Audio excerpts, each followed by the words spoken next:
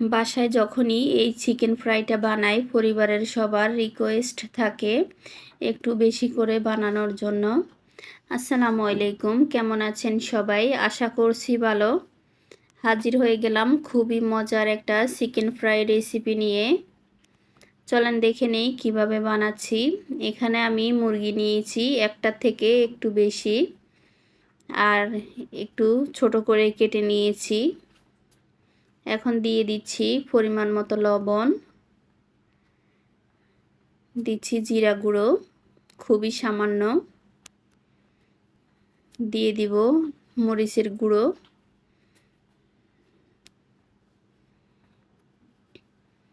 দিচ্ছি তান্দুরি মশলা গুঁড়ো,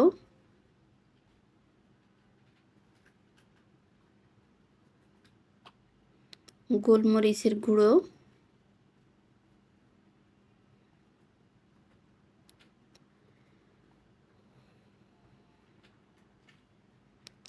রসুন বাটা, আদা বাটা,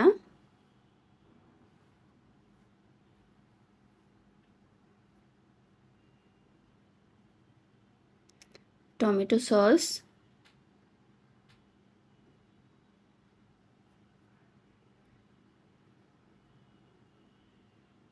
সয়া সস,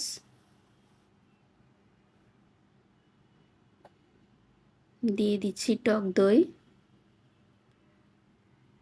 আর অবশ্যই টক দইটা দেওয়ার চেষ্টা করবেন, এতে খেতে কিন্তু খুবই ভালো লাগে। দিচ্ছি একটা ডিম। এখন ভালোভাবে হাত দিয়ে মেখে নিব।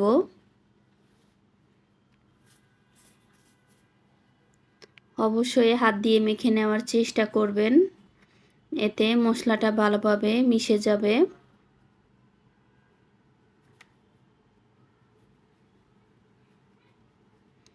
এই তো ভালোভাবে মেখে নিয়েছি।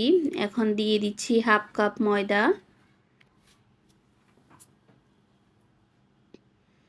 এখন আবারও ভালোভাবে মেখে নিচ্ছি।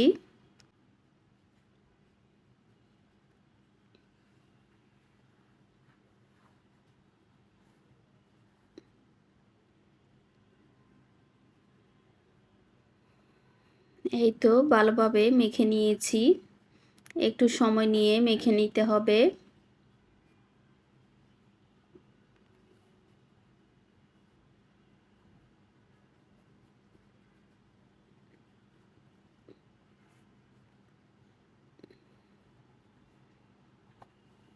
দুই ঘন্টা চিকেনটাকে ম্যারিনেট করে রাখবো। ফিরে আসলাম 2 ঘন্টা পর। চুলায় পরিমাণ মতো তেল গরম বসিয়ে দিয়েছি।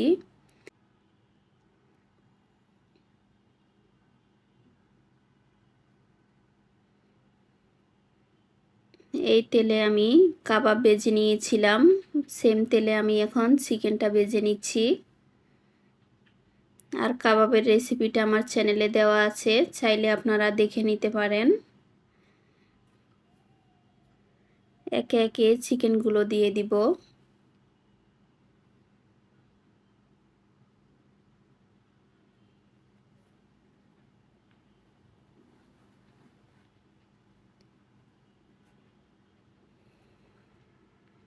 এই তো চিকেনগুলো দিয়ে দিয়েছি।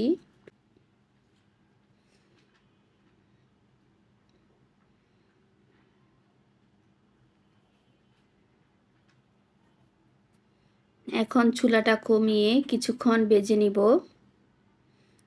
এক পাশটা যখন হালকা হয়ে যাবে তখন উল্টে নিচ্ছি।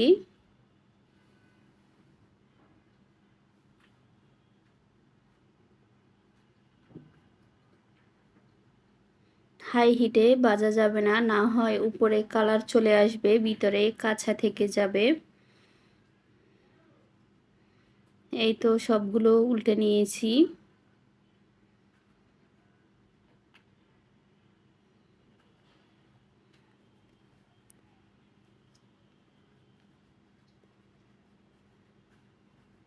একটু সময় নিয়ে চিকেনটাকে এপাশ ওপাশ ভালোভাবে ভেজে নিতে হবে।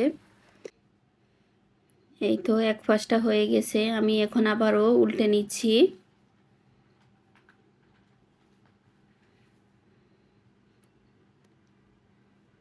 একবার এভাবে বাসায় চিকেন ফ্রাইটা করে দেখবেন, খেতে কিন্তু খুবই ভালো লাগে।